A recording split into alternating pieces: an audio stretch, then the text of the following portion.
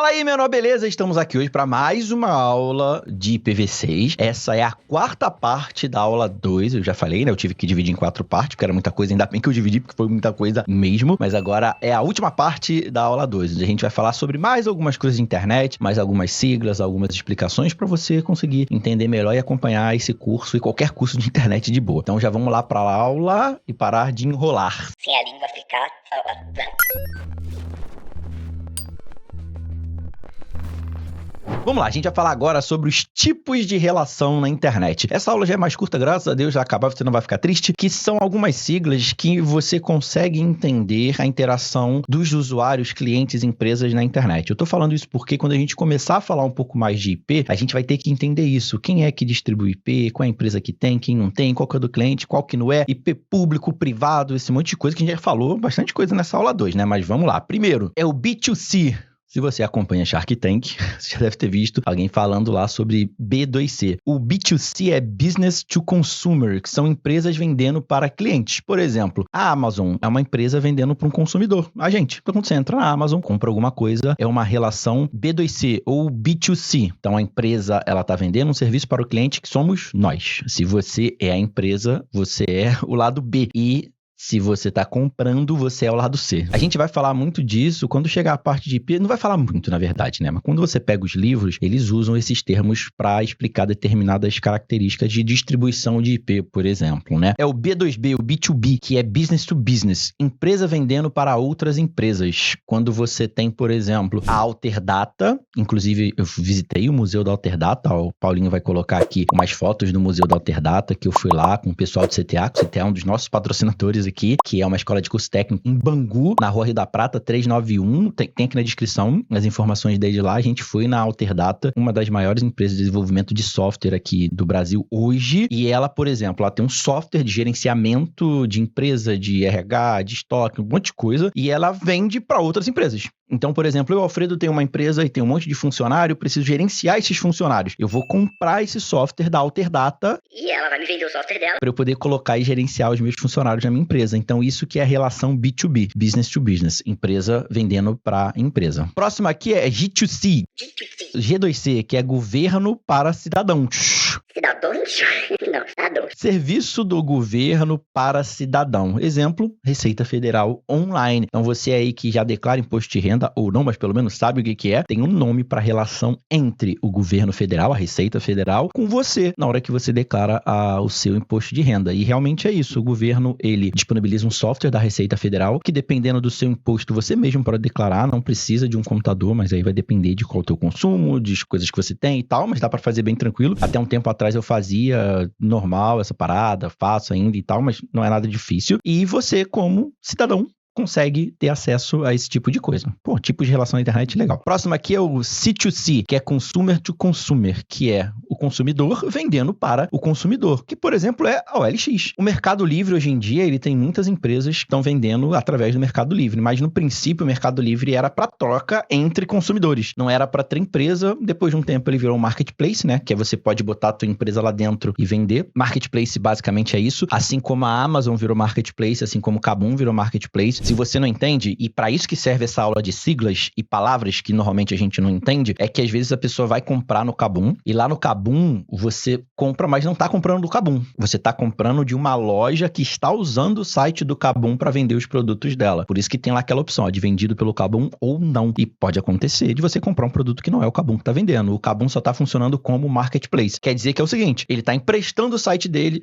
para que as empresas anunciem os seus produtos lá, e você, como cliente, compre ou do Kabum, se o produto que você quer tem no Kabum, ou você compre de uma loja que é parceira e está utilizando o marketplace. O Mercado Livre virou isso, né? No princípio era só para os consumidores venderem. O Kabum não. O Kabum sempre foi empresa para vender, né? Mas o Mercado Livre, em princípio, era para que os usuários vendessem entre eles, né? E aí, depois de um tempo, começou a cobrar taxa e tal, não sei o que, e acabou que virou marketplace hoje. Ainda dá para pessoa normal, um usuário, consumidor, colocar lá, mas o foco agora já não é mais esse. Ao contrário da OLX, que a OLX justamente é isso. É para o consumidor consumidor vender para o consumidor. A OLX, ela até dá algumas proteções. Você consegue comprar as coisas com cartão de crédito lá, parcelado em 3, 4 vezes. Algumas coisas dá para parcelar sem juros, a maioria não. Os juros aparecem na hora que você vai fazer o parcelamento. A OLX também faz o frete grátis, que você pode levar numa central de distribuição do OLX para poder entregar o produto para o cliente sem precisar pagar o frete. E ela tem várias ferramentas que ela foi colocando para ajudar os usuários, consumidores, a venderem para os consumidores. Hoje em dia o OLX é muito bom. Eu tenho vendido bastante equipamentos usando a OLX e tem funcionado muito bem. A questão é que você pode, por exemplo, vender. Se não for entregue o produto, você pode cancelar a compra. Cara, é bem legal. Hoje em dia está funcionando com várias ferramentas de proteção ao cliente e a quem está vendendo ali no geral. Próximo aqui agora que você já sabe as relações entre as pessoas e as coisas que existem na internet, né? A gente vai falar um pouquinho sobre segurança e comunicação e agora envolvendo algumas siglas e uma sopa de letrinha aí que você já deve ter visto alguma coisa, mas vamos explicar um pouquinho melhor. Primeiro de tudo é o VPN, que tá muito famoso aí. NordVPN, patrocina nós, NordVPN, que você está patrocinando Gaveta, mas se você quiser me patrocinar, eu aceito, porque você é uma ferramenta que funciona bem. Visto esse jabá de graça agora da NordVPN, a VPN cria uma conexão segura, criando um túnel. Basicamente é assim, ó, deixa eu usar meu mouse para ilustrar. Quem faz a segurança da utilização da internet é você e sua empresa na hora que utiliza os computadores e os acessos. Mas imagina que você tem lá a sua empresa onde você trabalha. Nos Estados Unidos eles chamam de regional, né? Mas você tem aqui as filiais. Você tem a matriz, como se fosse o head office, né? O lugar principal, a matriz. E você tem as filiais aqui. Então imagina que você precisa criar uma rede entre as filiais e a matriz. E você não tem como fazer isso, porque imagina só, a regional tá em São Paulo, uma filial tá em São Paulo, a outra filial tá no Rio de Janeiro e o principal, né, a matriz, tá lá em Minas Gerais. Não tem como você puxar cabo de Minas Gerais para São Paulo e para Rio de Janeiro. Você pode fazer isso, mas é caríssimo, não compensa. É mais fácil você contratar um serviço de VPN. E o nome já diz, é Virtual Private Network. É uma rede virtual privada, onde você consegue usar a infraestrutura da internet, passando os seus dados dentro de um túnel. É como se pegasse os seus dados, colocasse dentro de um túnelzinho e criasse uma comunicação direta entre São Paulo, Belo Horizonte, São Paulo, Rio de Janeiro, de forma que tudo que você trafegar nessa VPN é criptografado e só quem tem usuário e senha consegue ter acesso. Ou seja, só as regionais e a matriz vão conseguir ter acesso a esses dados. Quem está aqui na internet não consegue de jeito algum, por um motivo simples. Primeiro, porque tem criptografia para esconder tudo de todo mundo. E segundo, precisa de usuário e senha, às vezes precisa de software de acesso, precisa de token, um monte de coisa para proteger os dados. Então, basicamente, a VPN é para isso. A NordVPN, assim como outros softwares de VPN, né? Eles criam uma rede privada entre você e os sites que você quer acessar, justamente para evitar que os seus dados possam, de alguma forma,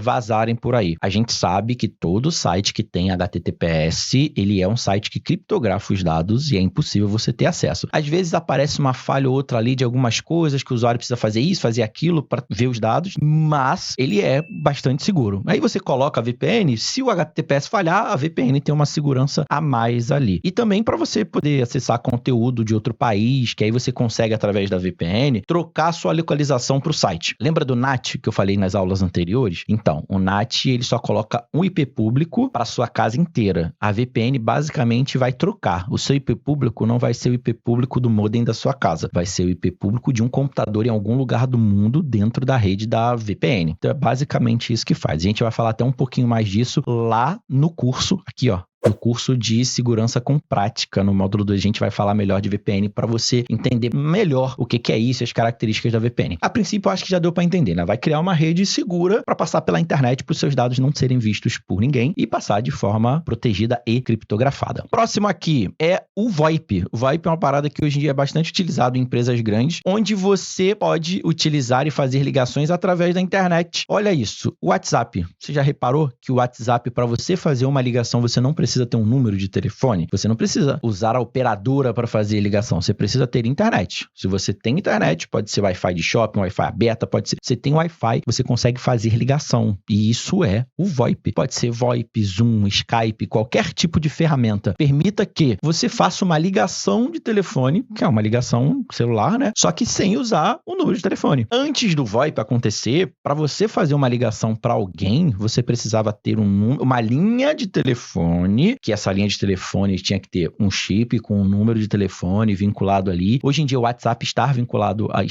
ao número de telefone, mas você não precisa ter crédito no teu telefone, por exemplo, para ligar. Você pode ter simplesmente um chip que não precisa ter crédito algum e você faz a ligação para as pessoas. Eu sei que você que é a mais novo, você fala, mas isso é fácil, é óbvio que faz.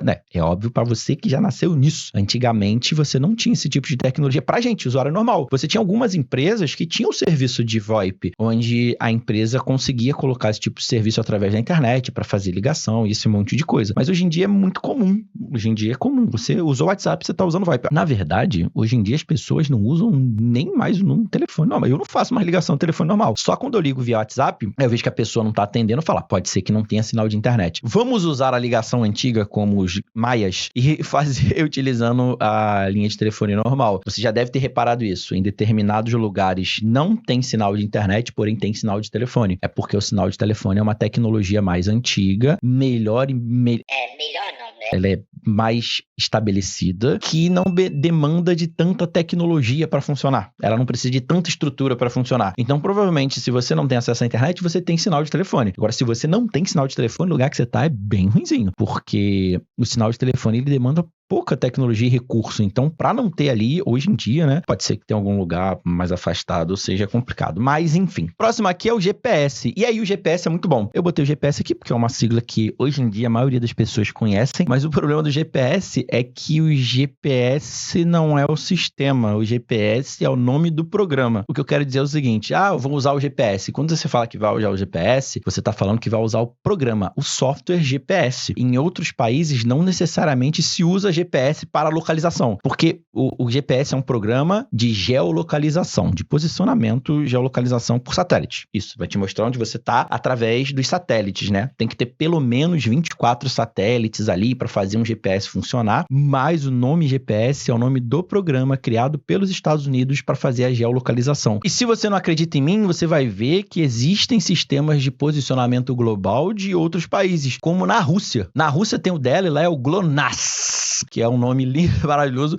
similar ao GPS da Rússia. Você tem também o Galileu da Europa, que também é um sistema de geolocalização, né? E você tem o Beidou, que é o da China. Então, cada país, não é que cada país tem o seu, né? A gente tá no Brasil e usa o GPS, porque a gente acabou herdando isso dos Estados Unidos e das tecnologias que vinham pra cá. Mas, obviamente, você vai ver que na sua maioria, o GPS, ele predomina aí no mundo, mas, quando a gente fala GPS, você tá falando do software desenvolvido pelos Estados Unidos, não pelos Estados Unidos, né, mas nos Estados Unidos, para posicionamento global. Não necessariamente o GPS é a tecnologia, mas sim o programa que faz esse posicionamento, essa geolocalização. Vamos lá pro próximo. Mais um aí que é o Wiki. O Wiki também é uma parada que às vezes as pessoas têm dificuldade de entender. A gente tem o mais famoso de todas, que é o Wikipédia. Mas o Wiki, tudo que tem WIKI, é um site onde qualquer pessoa pode colaborar com o conteúdo. No Wikipédia, eu não sei se você sabe, mas você mesmo pode entrar lá e colocar o conteúdo falando que alguma coisa é tal coisa. Lógico que tem várias pessoas que precisam ali, todo mundo vai colocando, vai validando, tá certo e acaba indo pra lá. Ou às vezes pode ser um grupo de pessoas que não sabe de nada e tá colocando lá, como podem ser pessoas inteligentíssimas e colocar o conteúdo que seja bem válido. Mas tudo que tem o Wiki é um site de colaboração, onde as pessoas podem colaborar colocando o conteúdo lá. Então, aconteceu algum evento, você entrou no Wikipédia e não tem nada, você pode pedir para ser colaborador e começar a ajudar colocando o conteúdo lá para que as pessoas possam ter mais informações. Isso é uma parada bem legal que ajuda as informações a chegarem de maneira mais rápida. Não fica preso exclusivamente a ninguém.